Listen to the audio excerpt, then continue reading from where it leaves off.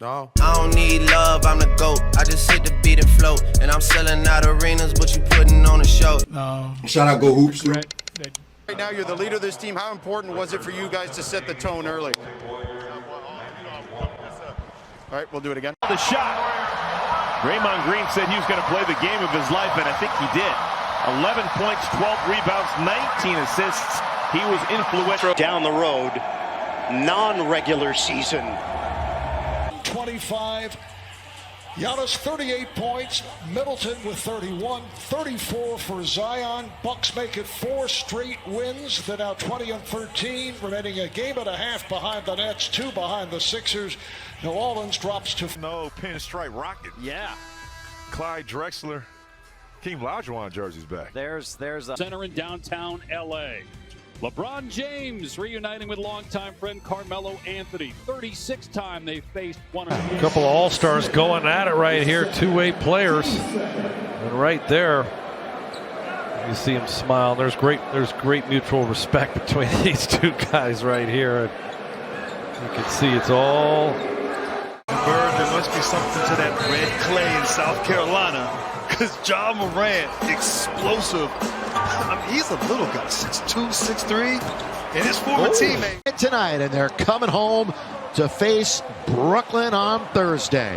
One of the marquee matchups of the season. And boy, LeBron giving some love to the #1 pick, and I'm sure that means a ton to Anthony. Oh, come on. He grew up watching LeBron. Everything. Saying, I hope he's in the league when I get there. And none. 98-85, the final in Brooklyn.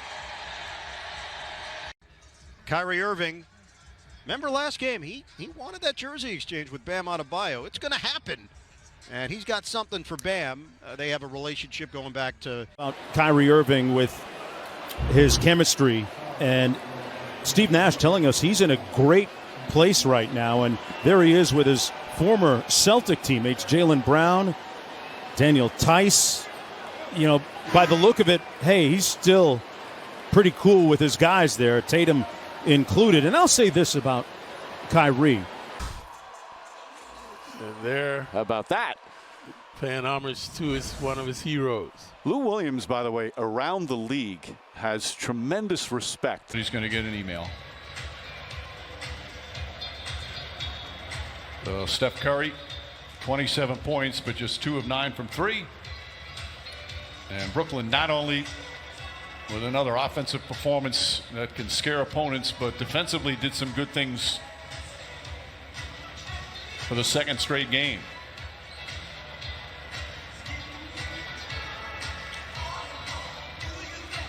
Kyrie Irving went on a show there late.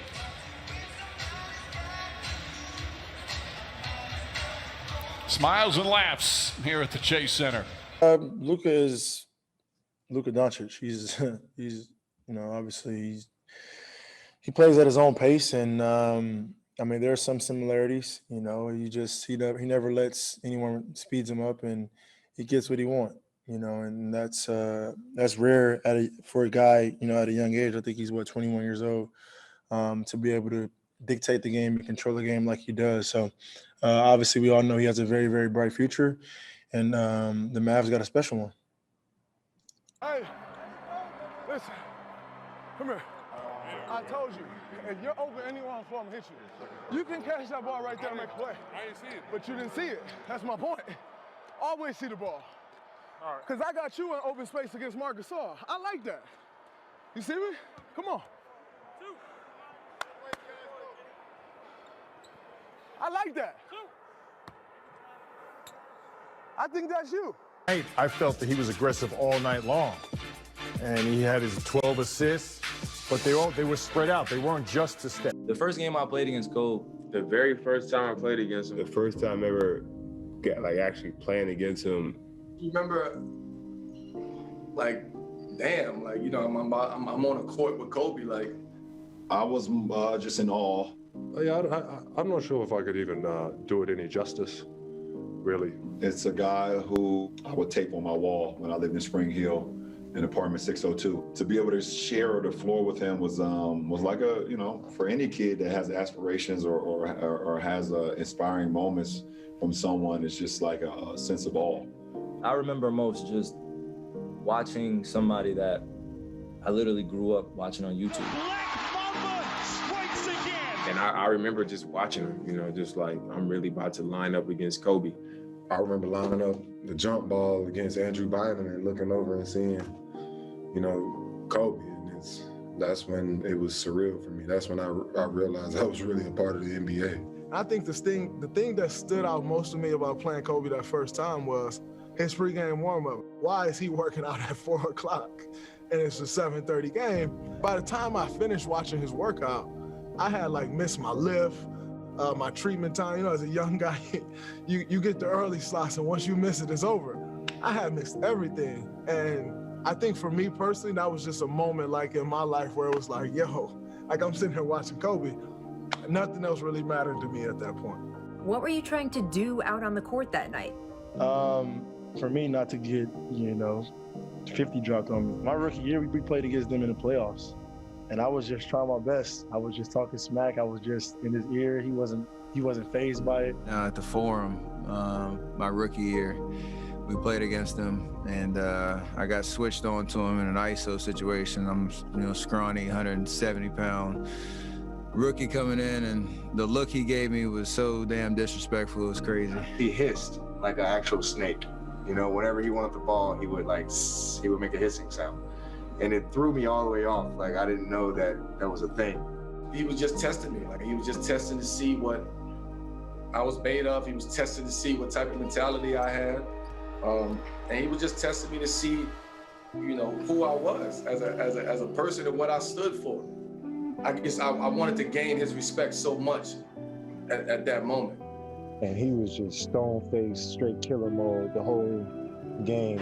It's down to 7. Starting to make his move for the win. He got the lead for him. I remember we got our ass kicked. I remember that. I think I'm a pretty, physical defender and all that stuff, and I'm a young pup. And I could tell you he beat the living out of me without even having the ball. I always tell the story. I got a switch on Kobe. He was posting me up. I blocked his shot and the ball bounced the half court, and I went running at it full speed. It was a big moment for me because I could brag to my friends that I blocked Kobe Bryant's shot. This guy's a blur.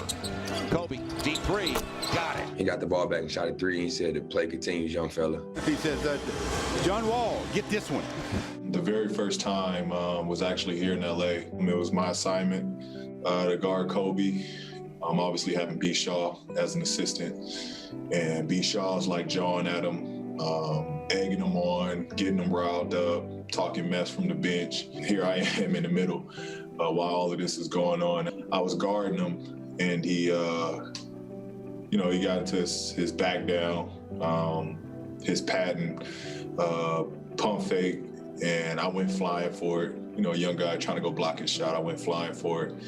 And he caught me in the air. He ran down, specifically ran down to where B. Shaw was, and yelled at B. Shaw, check the young fella for feathers. The first time that I played against him was when I was in Chicago and he was with the Lakers. And I just remember him asking Michael Jordan all these questions on the court the whole time. But I think what ultimately made him who he was that audacity to ask Michael Jordan for pointers in his very first game against him.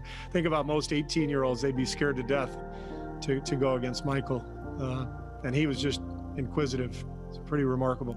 He was just our generation's Jordan in terms of like iconic moves, ISO stuff, fadeaways, game winners. I try to emulate how he moved down to what he said to you guys in the media, to how he worked out before the games, what he watched. I was really try to study it as much as possible. I would never told him that, but as a younger player, I was really just copying everything he did. He's my idol growing up, and it was just a blessing to be on the same court as him and compete. It was me and him. Nobody on that court mattered. Nothing else mattered. It was everything for me. It was everything for me. It was the best moment of my life.